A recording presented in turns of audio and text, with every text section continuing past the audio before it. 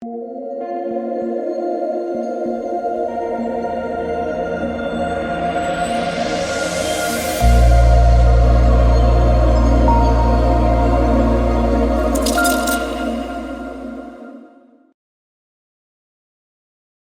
up. It's going to be a long day tomorrow. We got 13 NBA games, 4 games on the early slate, 9 games on the main slate. I'm going to try to go to bed early to get ready for this, but yeah, we'll be talking about the 9-game main slate in this video, guys. If you're new, my name is DK. I make content for Prize Picks as well as for Draftkings. Prize Picks, they are the sponsor of the video. You can use the code DKDFS for 100% match up to $100. If you're not familiar, it's a player prop site where you're building tickets with player props, 2, 3, 4, 5, up to 6 player props. You want up to 25x your money. If you want to give it a try, make sure to use the code DKDFS. Again, 100% match up to $100. I went 3-1 today in my props. 1-1 in the YouTube video with Kyrie missing, but we hit Brandon Ingram PRA, and then I hit on both Kawhi and Westbrook fantasy score overs. However, I lost money overall because I had Kyrie in all those slips. So that was unfortunate, but that's sometimes how it goes with Prize Picks.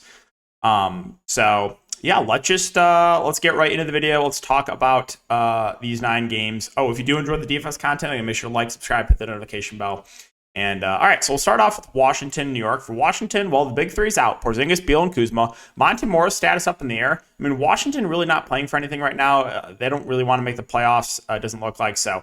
I don't think Monte Morris will play, but we'll keep an eye on it. If Monte Morris does not play, they can go a lot of different ways with the starting lineup. Like, you would get Gafford at the 5. Denny, Wright, Kispert in the starting lineup. I don't know who the 5th starter to be. It might be Johnny Davis. They could go like Goodwin or none. They have a lot of different options here, so we'll keep an eye on that news. But yeah, Gafford, if the game stays competitive, I like his ceiling a lot because when Porzingis is off the court, he gets a pretty significant bump. Played 33 minutes last game with 41 fantasy points. The only concern to be potential blowout here. Same with Denny. Obviously, he gets a massive usage bump. He shot 2 of 14 last game, so the usage was there. However, again, he just wasn't making shots. I will say the minutes were down a little bit on him as to previous games, but still, Denny, Gafford, even DeLon Wright, like, these guys are going to have relative high usage around the court. Just a matter of can the game stay competitive. Kispert also had a pretty big game. He's going to play huge minutes. He's just scoring dependent, so if he really struggles with the shot, he can hurt you. And then if Morris is out, you should get more minutes for guys like Johnny Davis, Nunn, Goodwin. I think my favorite, honestly, weird as it sounds, would be Johnny Davis. Even though I think he's horrible, the Wizards have nothing to play for now, so they're going to give him a lot of minutes. 30, 23, 28 minutes over the last 3 games. If the game blows out, too, like, he'll play in the blowout. So Davis intrigues me for that reason. I don't think I've ever recommended playing Johnny Davis, but I actually do have some interest in him on this slate, so that makes me want to throw up. For New York, you got Randall out for a bit, so Obi Toppin's going to start. But last game he started and did only play 19 minutes, so that was a little bit concerning there. Usage bump, obviously, for the rest of the main guys like Brunson and Barrett and Grimes and Hart. Robinson gets a slight bump too with Randall off the court. You saw the absolute just insane game from Brunson last game, come for 69 fantasy points. If you think the Wizards can keep it competitive, I really like the ceiling on him. I think quickly is too expensive with Brunson back. I'll probably pass there. RJ Barrett, the minutes have not been amazing on him. The shooting's he's been struggling a bit, but that doesn't mean he can't do this, right? I'll just say RJ is still relatively risky, but he still has 45, 50 fantasy point upside in him when he's really getting it going. So I like Barrett for tournaments. Grimes has also been playing out of his mind. If you want to get to him, fine. I don't think he's going to continue to play that well, but also he's playing huge minutes. And Robinson and Hartenstein splitting the center position. They both look a bit better with Randall off the court. And then, yeah, that's probably it for New York. Let's move on to Detroit and Orlando. So the minutes for Detroit and for Houston last game are messed up in DraftKings. So you click on a couple of these guys, like Ivy, 47 minutes. He did not play 47 minutes. So just be a little bit careful there. I like Ivy. I mean, his usage is there. He's playing big minutes. In a competitive game, I expect mid-30s minutes here. This game probably should stay competitive. Bagley probably starts at the 4. Should play, I don't know, low 30s minutes. Killian Hayes has been awful, but he's 6.1K. Reasonable. Duren and Wiseman, they're going to split the center position. Both are not super expensive. 5.3 for Duren, 5.2 for Wiseman. That's both are viable. I don't think I get to Kojo. I don't think I get to Livers. So let's move on to Orlando. Paolo Banchero have been playing really well of late. 4 last 5 games, 40 plus fantasy points. 42, 42, 48, and 61. It's a great matchup here. So I do like the ceiling here on Paolo. I think Franz, Markelle Fultz, Wannacard Jr., Cole Anthony are all playable. But I think if I was going to play one guy on Orlando, it probably would be Banchero. And then Jalen Suggs, he should see low 20s minutes. He's an okay punt play, but I think we'll probably get better value opening up. Dallas, well, they need to win games. They absolutely need to win games. So you're going to see just massive minutes, I think, for Luka and Kyrie. It's a great matchup. I think Luka's a decent play at the top for sure. Again, huge minutes plus matchup. Plus, again, they absolutely need to win games. Kyrie's fine. Tim Hardaway Jr. had an insane game today. I think he won for like 30-plus real-life points. Also had some assists and rebounds.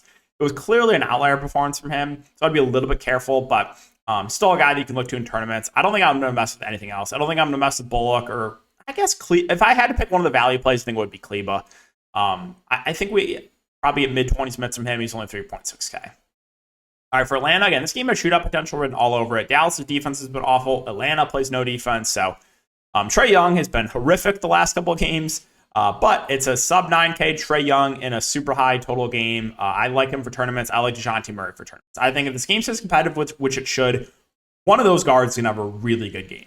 For Paolo Okongwu, they're going to split the center position. Minutes can fluctuate on both, but I think both are fine tournament plays. Collins, he's fine. With Hunter out, you're going to get more run for Bogdanovich. Bay started last game and played 30 minutes. I think he's a viable option. Bogdanovich came off the bench and played 24 minutes. So those guys benefit with DeAndre Hunter out.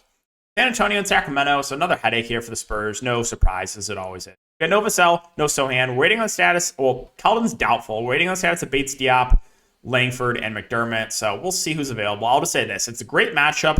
If you think this Spurs can somehow keep it competitive, I like the ceiling on Collins, and I like the ceiling on Trey Jones quite a bit. They're going to be low owned because everyone's going to assume the game blows out. If it somehow stays competitive, it's probably those two guys. You should get Branham in the starting lineup. Bates Diop will start if he's available. The fifth starter, it might be Champagne, or however you pronounce his name. It might be Langford if he's available. If you think the game blows out, I'll always mention Blake Wesley. I mean, he has just been awful this year, but he would benefit if the game does blow out. Sacramento, so pretty easy to talk about. If the game stays competitive, I like the ceiling on Sabonis. I like the ceiling on Fox. Just a matter of can it stay competitive. Back-to-back blowouts. They played Portland last couple games. Limited minutes for both Fox and Sabonis. I don't think I get to any of the wings or Monk, so I would say mainly just the top two guys. Phoenix and OKC, so fully healthy Phoenix team. However, the price points are down a bit of the main guys. So I like Booker, Durant, Paul, Aiden. I wouldn't call any of these guys a priority, but I think they're all like maybe a little bit too cheap. Durant played 33 minutes last game. It looks like he's close to getting back to full run. If you get like mid to high 30s minutes from an 8.9K Durant, like sign me up for that. Booker's had some big games with KD. Paul and Aiden are reasonable price points. So I think I have interest in all four of the main guys for Phoenix, but I wouldn't say I'm going to go out of my way to play any of them. I will say if there's no longer limit on Durant, he's probably my favorite. Okogie, been starting, probably plays around 30 minutes. He's an okay punt play. I don't think I'm going to mess with anyone else, though, with the value plays.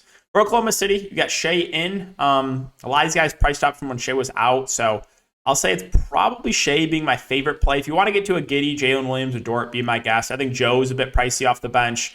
I don't think I can mess with the bigs. There's just too many, and it's just too big of a slate for me to even consider these guys.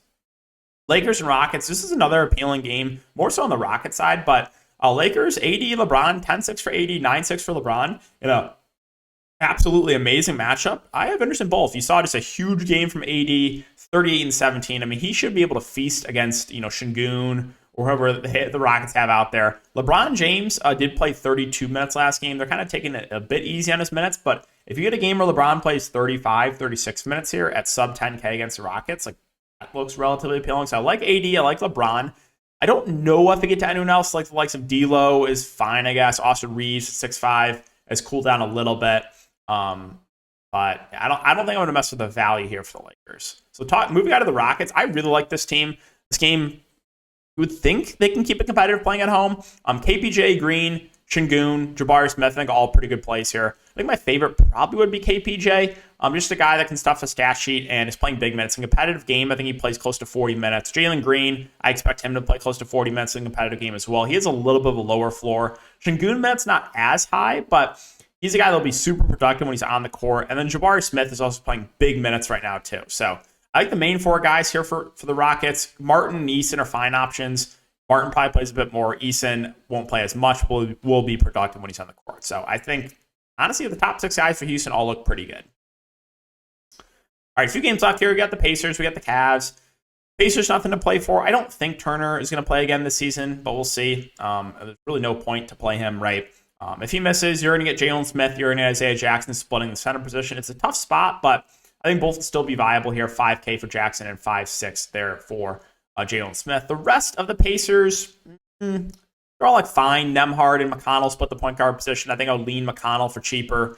Matherin should play a lot. Nowora's fine. Healed. Minutes have not been great. Naismith, So it's like there's no standouts here for the Pacers. I think if I had to play one outside of the bigs, it probably would be McConnell off the bench, just because he'll be super productive when he's on the court. For the Cavs, it really comes down to Jared Allen, right? If Jared Allen's in and there's no limitations, I would say maybe Jared Allen would be my favorite option. If Jared Allen's out, then it's a boost to everyone. They're just going to run a super tight rotation. Like Mobley, Mitchell, Garland should all play close to 40 minutes. Mobley would play at the 5.